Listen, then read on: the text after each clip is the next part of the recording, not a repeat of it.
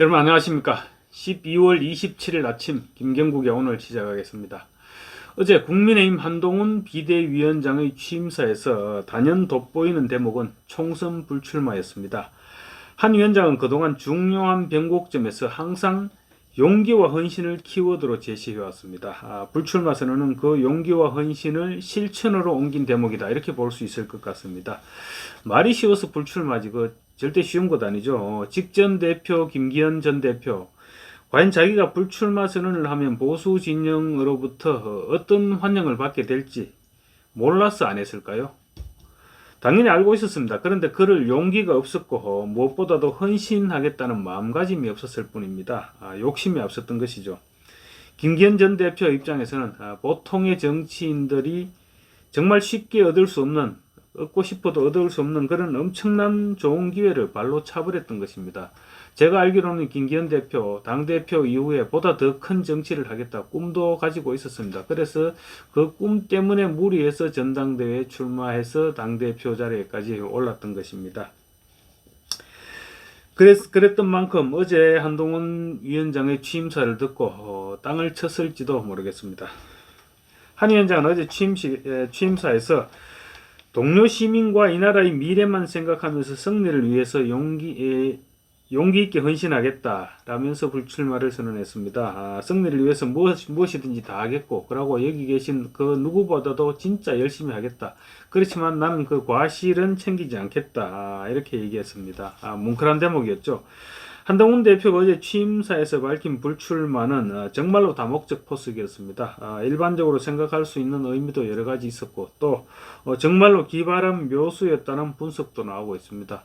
기발한 묘수 부분은 조금 이따 말씀드리기로 하고, 우선 솔선수범해서 희생을 함으로써 보수 진영의 기득권자들을 압박하는 의미를 우선적으로 떠올릴 수 있겠죠. 내 모든 것을 다 걸겠다, 이런 각오를 보여준 것입니다. 아마 불출마를 언급했을 때 친윤석열 주류나 또 영남권 의원들, 그리고 당의 모든 초재선이나 중진들 할 것 없이 탄성을 내질렀을 것입니다. 감탄의 탄성이었을 수도 있고, 또 자신에게 다가올 희생에 대한 공포감이었을 수도 있습니다. 한 위원장이 본인부터 희생을 하고 그 다음에 윤석열 정권의 성공, 더 나아가 대한민국의 존립을 위해서 같이 가자, 이렇게 얘기하는데 당신 혼자 가시오, 나는 그렇게 못하겠소, 이렇게 말하기가 참 궁색해지겠죠. 두 번째로는 세대교체의 묘수입니다. 불출마 선언 한마디로 당내 물갈이의 주도권을 한 위원장이 거머쥐게 되었죠. 이미 또 비서실장으로 75년생 40대입니다. 75년생 경북 안동 예천의 김형동 의원을 비서실장으로 임명했습니다.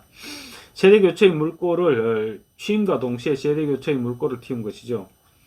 73년생인 한동훈 대표보다 2살 아래인 김형동 비서실장, 최근 한동훈 비대위에 합류할 것으로 예상되는 7, 8, 9세대, 그러니까 70년대, 80년대, 90년대 출생을 얘기합니다. 7, 8, 9세대 중 한 명으로 손꼽혀 왔었습니다.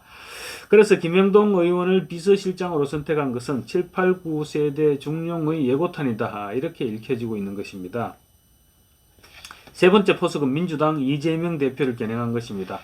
한 위원장은 오늘 취임사 내내 앞으로 한동훈 대 이재명의 대결 구도를 만들어 나가겠다, 이런 의도를 감추지 않았죠. 이재명은 민주당과는 달라야 하지 않겠느냐, 이런 얘기를 몇 차례 했습니다. 당장 민주당 내에서 이재명은 뭘 하나, 이런 목소리가 터져나오고 있습니다. 동교동계 원로들 지난 25일 저녁에 송년 모임을 가졌습니다. 이날은 아직 한동훈 비대위원장이 취임을 하기 전이죠.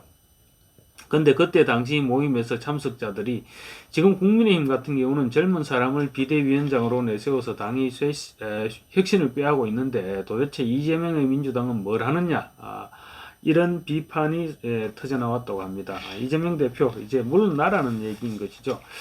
그런데 이제 여당 대표가 불출마 선언까지 했으니 민주당 내에서 이재명 대표도 불출마해라, 한동훈은 사법 리스크도 없는데 불출마했는데 당신은 뭐 하느냐, 이런 목소리가 지금 폭주하고 있습니다. 한동훈 대표는 이재명 대표에 대해서 중범죄자라는 인식이 확고합니다. 취임사를 하면서도 수차례에 걸쳐서 중범죄자라고 직접 지목을 했었죠. 한 위원장이 법무장관으로 있으면서 두 차례나 본회의에서 이재명 대표 구속의 당위성을 설명했죠. 그래서 아마 이재명 대표 스타일 충분히 파악하고 있을 것입니다. 이재명 대표가 자신을 보호하기 위해서 절대로 자리에서 물러나지 않고 내려놓지도 않을 것이다. 이런 예상 한동훈 위원장이 충분히 하고 있었을 것입니다.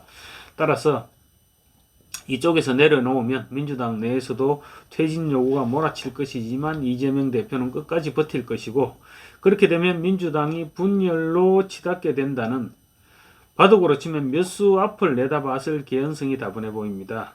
이제 신년에 접어들면, 아니 신년 이전이라도 연말께부터 여론조사가 쏟아져 나올 것입니다. 양자간 대결에서는 벌써 한동훈 대표가 이재명 대표를 앞질렀죠. 역전을 했는데 아마 재역전되는 일은 없을 것입니다. 또 모르겠습니다만 뭐 김호준의 여론조사 꽃 정도라면 재역전 결과가 나올지도 모르겠습니다. 어쨌거나 분명히 다자간 대결에서도 조만간 지금 폭이 3%포인트에서 점점 줄어들고 있죠. 아마 이번 연말 이내로 다자간 대결에서도 한동훈 위원장이 이재명 대표에 앞서는 그런 역전 현상이 벌어질 것입니다. 그렇게 되면 지금까지는 사실 이재명 대표의 지지율을 믿고 다음 대선에서는 이재명을 앞세워 우리가 권력을 되찾아올 수 있다, 이런 기대감에 이재명 대표를 지지하고 참고 있었던 민주당에서 이재명 대표로부터 등을 돌리는 사람들이 점차 많아질 것입니다. 또 한동훈 위원장의 불출마 선언과 함께 시작된 국민의힘 세대교체, 이 바람이 586, 686 중심인 민주당 지도부도 또 강타하게 될 것입니다. 아까 말씀드린 불출마에 담긴 기가 막힌 묘수, 바로 윤석열 정부를 위한 전략이기도 하고 한동훈 위원장 본인을 위한 원모 심리이기도 합니다. 진중권 광운대 교수 이렇게 얘기했습니다. 누구도 예상치 못한 총선 불출마를 선언한 이유는 총선 후 윤석열 대통령의 레임덕 등을 차단하기 위한 기발한 묘수다, 이렇게 분석했습니다. 듣고 보니까 정말 무릎을 치게 하는 묘수였습니다.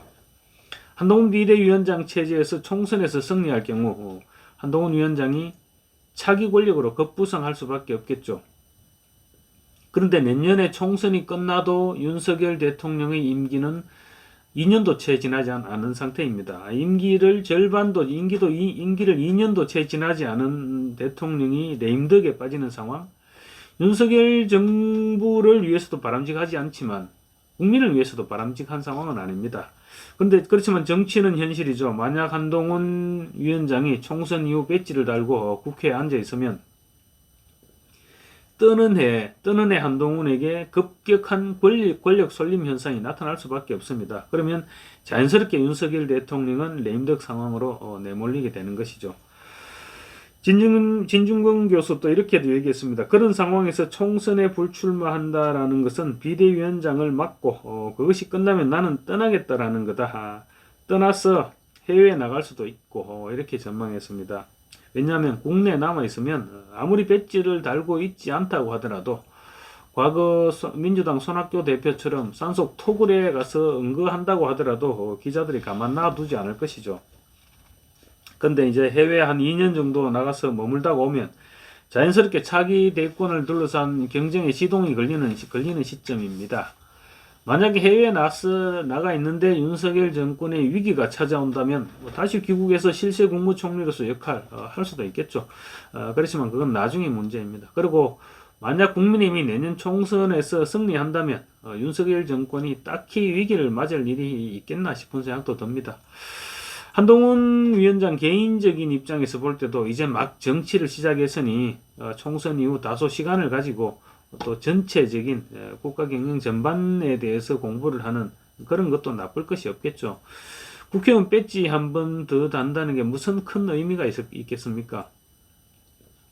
차라리 그 시간에 대한민국이 처한 심각한 문제들, 예를 들면 저출산이나 기후 문제, 아니면 지방 분권, 수도권 집중 문제, 이런 국민들의 실생활과 관련된 현안들에 대해서 연구하는 것이 더 큰 정치를 하는데 훨씬 큰 보탬이 될 수 있다, 이런 얘기입니다. 차기 대선 후보로 나서기 위한 신무기를 장착할 시간을 가지라는 것입니다. 총선 이후에 정치판에 남아서 진흙판에 뒹굴기보다는 참신하고 능력 있는 정치인 한동훈으로 그렇게 거듭날 수 있는 충전 기회를 가지고 차기를 도모하는 것이 훨씬 낫다고 판단한 것이 아니냐, 이런 분석이 가능하다는 것이죠. 듣고 보니 굉장히 기발한 아이디어 같습니다. 민주당도 한동훈 위원장의 불출마 선언이 부담스럽기는 한 모양입니다. 정청래 최고위원 막말에 대갑니다. 오늘 또 한마디 했습니다. 한동훈 위원장이 강남이나 영남 아니면 당선 가능성이 없고 비례대표는 또 다른 검사들을 공천하는데 차질이 빚을 것 같으니 고육적으로 불출마를 선언한 것이다. 다른 검사들을 공천하기 위한 자구책일 뿐이다. 이렇게 폄하했습니다. 제 귀에는 두려우니까 짖는 것 이 정도로밖에 듣기지 않습니다만 어떻습니까? 제가 판단할 때는 한동훈 위원장의 불출마 선언으로 지금 가장 발등에 불이 떨어진 것은 민주당과 이재명 대표이기 때문입니다. 감사합니다.